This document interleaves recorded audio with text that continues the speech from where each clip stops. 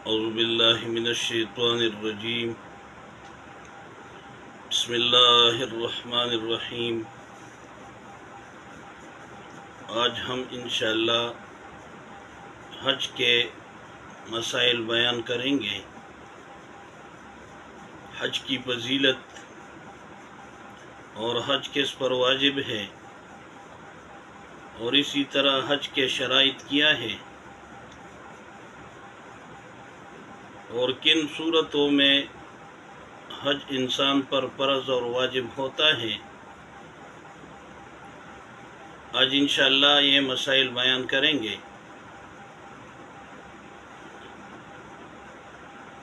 حضرت ابو ہریرہ رضی اللہ عنہ سے روایت ہے کہ رسول اللہ صلی اللہ علیہ وآلہ وسلم نے ارشاد فرمایا کہ جس آدمی نے حج کیا اور اس میں نہ تو کسی شہوانی اور فحش بات کا ارتکاب کیا اور نہ اللہ تعالیٰ کی نافرمانی کی، تو گناہوں سے ایسا پاک و صاف ہو کر واپس ہوگا جیسا اس دن تھا جس دن اس کی ماں نے اسے جنا تھا۔ بخاری شریف رقم الحدیث نمبر 1521۔ اسی طرح حاجی کی دعا اللہ تعالیٰ رد نہیں فرماتے۔ حضرت ابو ہریرہ رضی اللہ عنہ سے روایت ہے کہ نبی کریم صلی اللہ علیہ وآلہ وسلم نے ارشاد فرمایا کہ حج اور عمرہ کرنے والے اللہ کے مہمان ہیں، اگر وہ اللہ سے دعا کرے تو اللہ تعالیٰ ان کی دعا قبول فرماتے ہیں، اور اگر وہ ان سے مغفرت مانگے تو ان کی مغفرت فرماتے ہیں۔ اسی طرح حضرت عبداللہ ابن مسعود رضی اللہ عنہ سے روایت ہے کہ نبی کریم صلی اللہ علیہ وآلہ وسلم نے ارشاد فرمایا کہ مومنو، حج اور عمرہ پے در پے کیا کرو، کیونکہ یہ دونوں فقر اور محتاجی اور گناہوں کو اس طرح دور کر دیتے ہیں جس طرح سنار کی بٹی لوہے، سونے اور چاندی کا میل کچیل دور کر دیتی ہے، اور حج مبرور کا صلہ تو بس جنت ہی ہے۔ اسی طرح حج کا حکم، حج اسلام کا 5واں رکن ہے اور زندگی میں صرف ایک مرتبہ ادا کرنا فرض ہے۔ حج ہر مسلمان مرد اور عورت پر فرض ہے جس میں مندرجہ ذیل شرائط پائی جائیں۔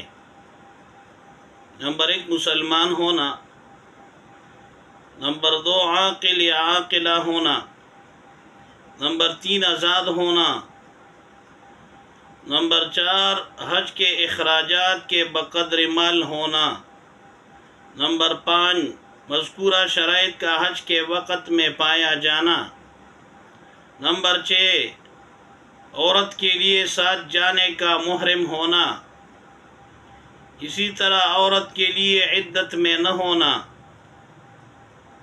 نمبر 8 تندرست ہونا، نمبر 2 حکومت کی طرف سے 9 نمبر حکومت کی طرف سے اجازت ملنا، اور نمبر 10 راستے کا پرامن ہونا۔ اسی طرح شرائط حج سے متعلق چند مسائل ہیں، اس کا جاننا ہر مسلمان کے لیے ضروری ہے۔ نمبر 1 حرام مال سے حج کرنے کا حکم۔ حج کے لیے حلال مال جمع کرنے کا اہتمام کریں۔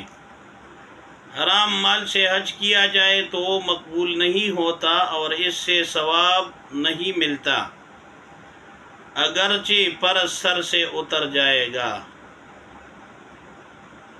حج فرض ہونے کے لیے کتنے مال کا ہونا ضروری ہے؟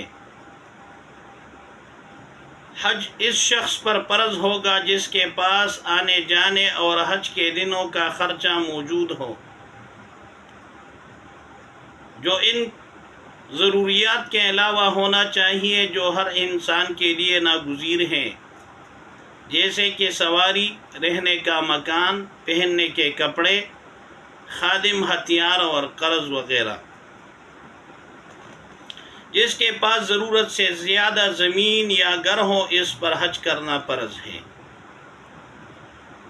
مثلا کسی کے پاس رہائشی مکان کے علاوہ کوئی مکان ہو، یا روزمرہ استعمال سے زائد سامان ہو، یا ضرورت سے زیادہ زمین یا باغ ہو جن کو بیچ کر حج کر سکتی ہو، تو ان کو بیچ کر حج کرنا واجب ہے۔ حج فرض ہونے کے بعد دیگر دینی کاموں میں پیسے لگانا کیسا ہے؟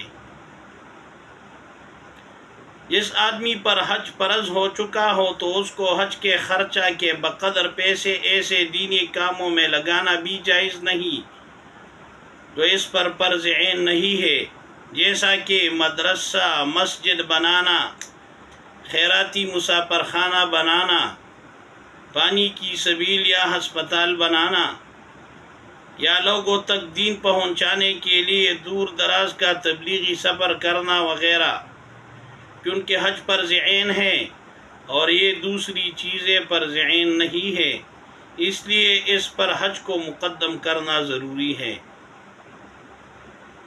عمرہ کے بعد سعودیہ میں رہتے ہوئے حج کا مہینہ شروع ہونے پر حج کا حکم۔ یہ بہت ضروری مسئلہ ہے۔ اگر رمضان کے مہینے میں عمرہ کرنے گئے اور شوال کا مہینہ شروع ہو گیا تو اگر اس کے پاس ایام حج تک ٹھہرنے اور حج کر کے واپس آنے کا خرچہ موجود ہو اور اس سے پہلے حج فرض نہ کیا ہو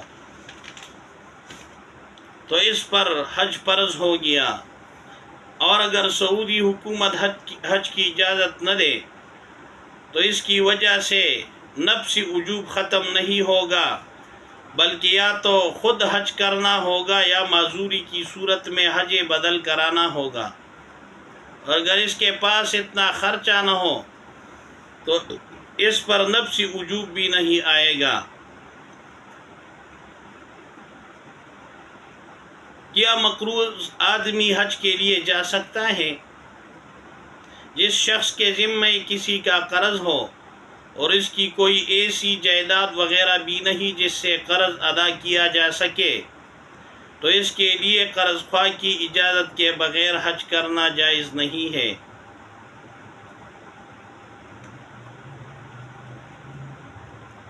شادی شدہ عورت